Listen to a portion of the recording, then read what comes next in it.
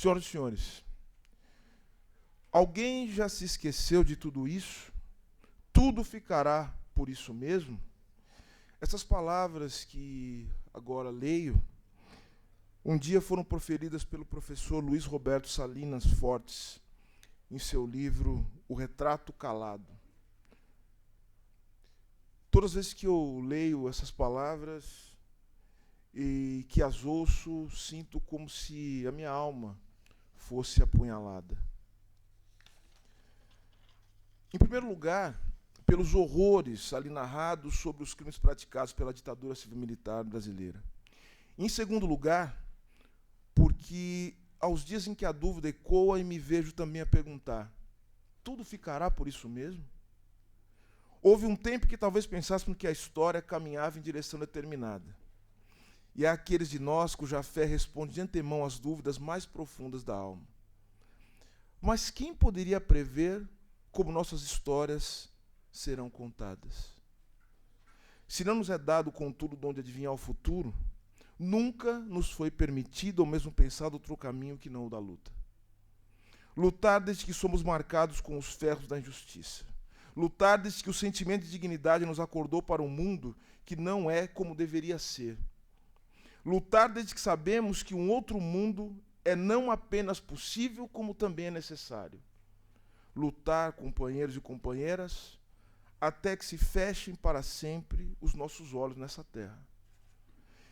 E houve aqueles que lutaram antes de nós, que sonharam antes de nós, aqueles que conhecemos e com quem nós, como crianças em ombros de gigantes, aprendemos a ver o mundo, com brilho nos olhos, com dignidade, com a certeza de que havia caminhos generosos ainda por ser trilhados.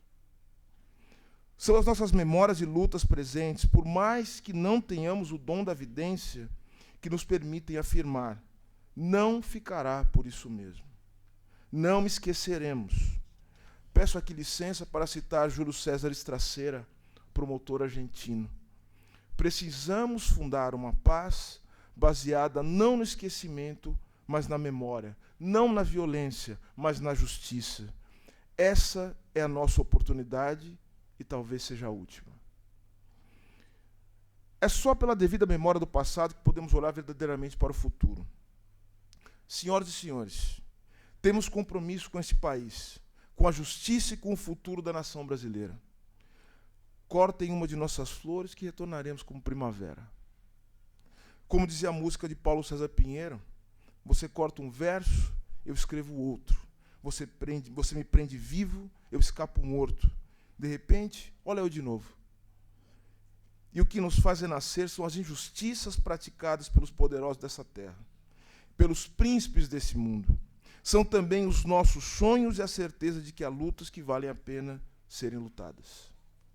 Estamos aqui hoje justamente para marcar um novo momento da história das nossas lutas por justiça, por respeito à Constituição Federal, às leis deste país e aos tratados internacionais dos quais o Brasil é signatário, mas, sobretudo, por respeito às vítimas dos crimes praticados pelo Estado brasileiro.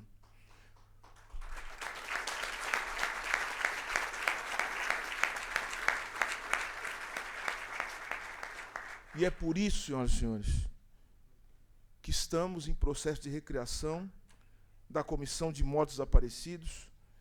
É por isso, senhoras e senhores, que recompusemos a Comissão de Anistia, a fim de que se inicie uma nova fase nesse país, de restauração da memória, da verdade e da justiça.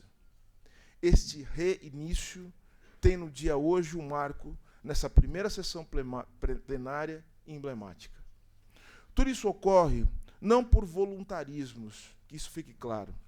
Isso ocorre em decorrência, como já disse, da luta de décadas histórica, de familiares, de sobreviventes, de anistiadas, anistiados, anistiandas e anistiandos, de militantes, de defensores de direitos humanos.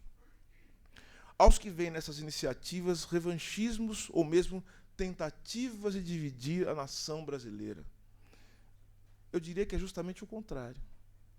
Nenhuma nação se ergueu ou se manteve coesa sem olhar para suas fraturas e repará-las. Aliás, não existe nação sem fraturas, não existe nação sem conflito. assumir a responsabilidade pelas estruturas de dor e violência e curar as feridas deixadas são, na verdade, condições para um Brasil que se quer unido, justo e soberano. Como dizem em livro recente Edson Telles e Renan Quinalha, uma sociedade incapaz de reconhecer as fraturas que a constituíram só poderia assumir a forma de um Estado que não repara, não lembra e não julga violações de direitos. Não há, por mais que se tente, condições de dissociar a longa noite, que durou 21 anos, do período ditatorial, das práticas de violência institucionais e não institucionais, das mais variadas que vivemos no período democrático, como as cifras inaceitáveis de letalidade policial, as múltiplas denúncias de tortura e os casos horrendos de desaparecimento forçado que destroem famílias brasileiras. Senhoras e senhores, quando muitos de nós comemoravam a redemocratização, nas periferias de São Paulo, vozes ecoavam para dizer que a democracia lá não havia chegado. Isso está no rap nacional.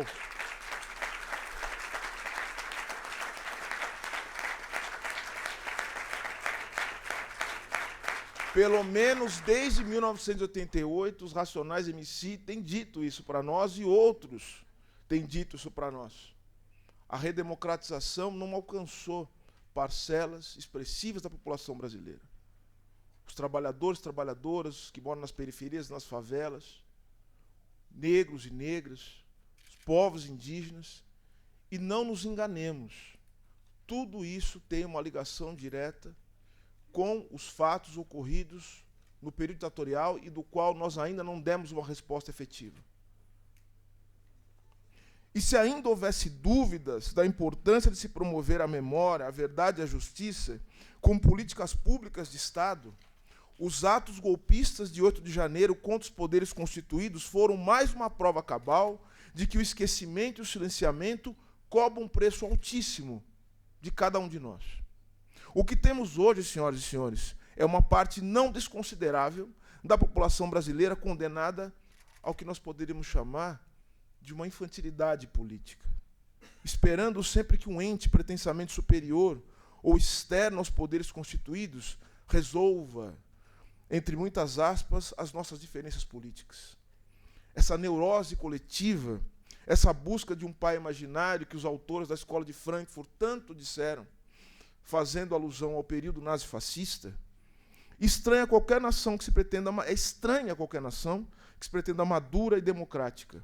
É fruto não apenas de um golpe que um dia transformou a fantasia de alguns no pesadelo de muitos, como também de um esquecimento das graves consequências econômicas, sociais, humanas e morais deste tenebroso período de nossa história. Senhoras e senhores, os golpes, as fraturas, os traumas que nos constituíram faz com que nós tenhamos que viver praticamente um golpe a cada dia.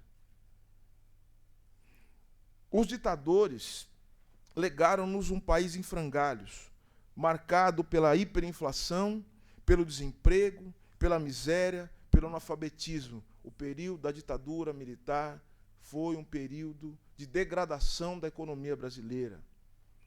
Foi um golpe contra a democracia também, mas foi um golpe também contra a soberania nacional, contra o desenvolvimento brasileiro.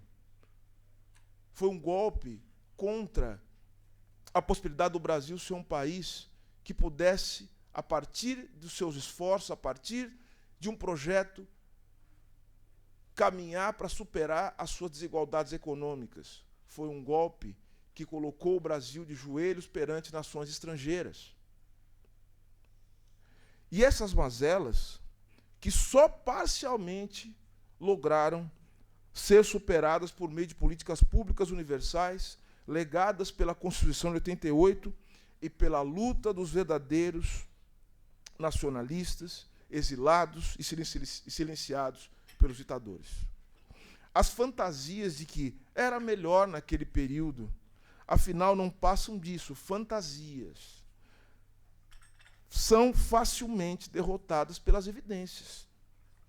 A falta da memória, da verdade e da justiça, como políticas de Estado, contudo, não só permitem a reprodução dessas ilusões, dessas fantasias, desses delírios autoritários, como também uma nostalgia golpista, propagada por aparelhos de desinformação que precisam ser enfrentados pelo bem deste país.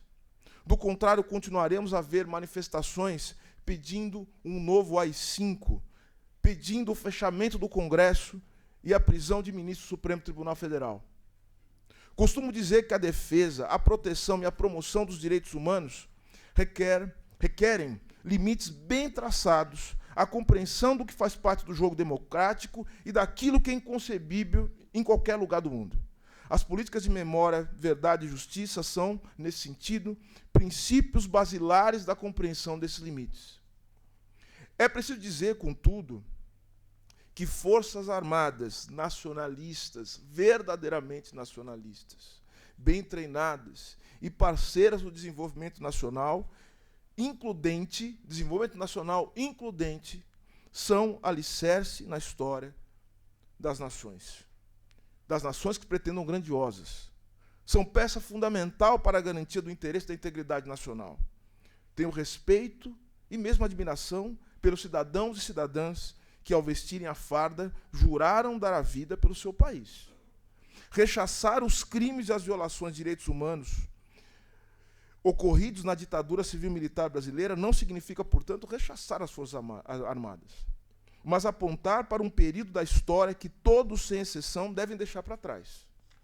E isso não se dará silenciando sobre esse período, mas conhecendo-o profundamente, para que não deixemos que se reproduza no presente, como hoje o faz por lamentáveis atos de violência e ameaça contra cidadãos e instituições democráticas. Retomemos, portanto, as reparações pecuniárias e simbólicas às vítimas do período autoritário. Retomemos, portanto, o esclarecimento dos fatos e as homenagens às vítimas e suas famílias. Retomemos e avancemos, portanto, no acesso às informações que ainda nos faltam. Retomemos a perspectiva da justiça, sem a qual não haverá superação possível. Há também que se ler, em todo esse processo de retomada, os sinais dos tempos e daquilo que aprendemos até aqui. É preciso que se compreenda que o Estado que hoje, em parte e temporariamente ocupamos, não é e jamais será protagonista das lutas que hoje nos trazem aqui. Falo isso como ministro de Estado. Protagonistas são as vítimas, suas famílias, os movimentos sociais e todos aqueles e aquelas que, de seus espaços, de suas realidades, se organizam para manter viva a memória, a verdade e a luta por justiça. Em segundo lugar, é preciso que se olhe mais atentamente para as violações de direitos humanos durante a ditadura militar contra as pessoas negras, LGBTQIA+, mulheres, camponeses e povos indígenas.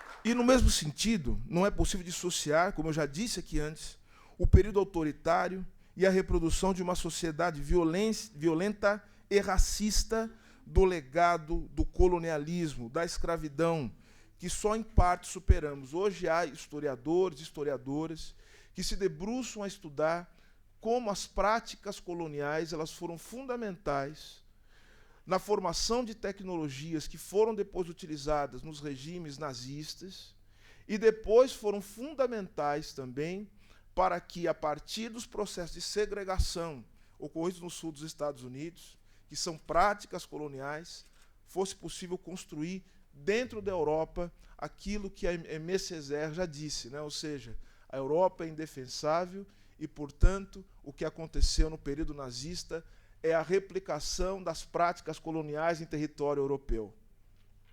E, portanto, senhoras e senhores, o tráfico e a escravidão forneceram as tecnologias de controle social ao autoritarismo da ditadura. Então, quando nós falamos de racismo na sua dimensão estrutural, nós temos também que relacionar com o que nós estamos falando aqui hoje, que são as práticas, as tecnologias usadas para a tortura, que floresceram, ganharam dimensão estatal, burocrática nas ditaduras na América Latina, mas que hoje tomaram conta de todo o aparato repressivo das polícias e das instituições de Estado na América Latina. Por isso, o governo do presidente Lula criou, no Ministério dos Direitos Humanos e da Cidadania, uma inédita coordenação de memória e verdade sobre a escravidão e o tráfico transatlântico, que visa ao reconhecimento dessa profunda ferida histórica que precisa ser encarada pelo povo brasileiro. E ela está sob a coordenação, sob a liderança também de Nilmário Miranda. Em terceiro lugar, não nos esqueçamos que as violações de direitos humanos vividas no período autoritário não dizem respeito apenas aos direitos civis e políticos, como nos mostram pesquisadores, pesquisas como a do professor Pedro Souza. A ditadura militar interrompeu um processo de redução nas desigualdades brasileiras, e só a seu fim pudemos discutir políticas como sistema de saúde e educação universais.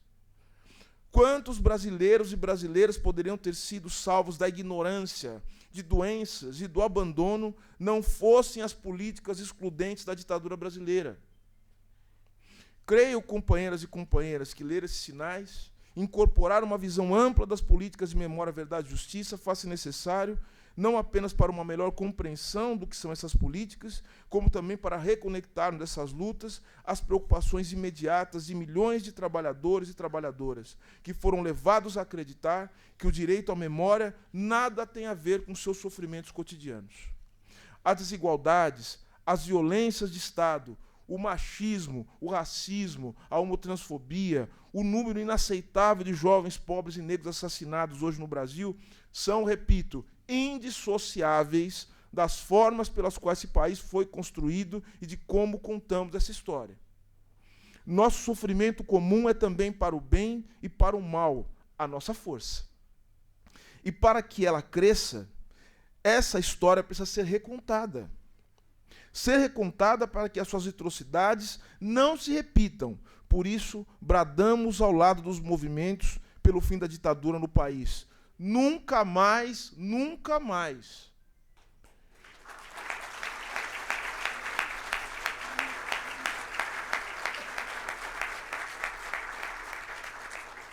Ao recontar essa história, prezados e prezadas, é preciso presentificar aqueles que deram seus melhores anos por esse país, as famílias que foram destroçadas pela violência de Estado, e todos aqueles e aquelas que não baixaram a cabeça para os tiranos que os oprimiam. Amélia Telles, Rubens Paiva, Stuart Angel, Frei Tito de Alencar, Vladimir Herzog, João Pedro Teixeira, Marçal de Souza, Robson Silveira da Luz, presente.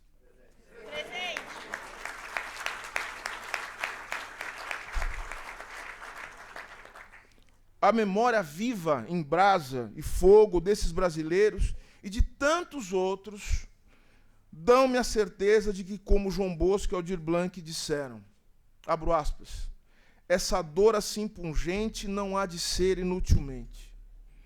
A esperança equilibrista sabe que o show de todo artista tem que continuar. Memória restaurada, democracia viva. E finalizo com um pedido para que em uma única voz possamos entoar a frase: nunca mais. Repitam comigo, senhoras e senhores. Nunca mais. Muito obrigado a todos e todas. Muito obrigado. Muito obrigado.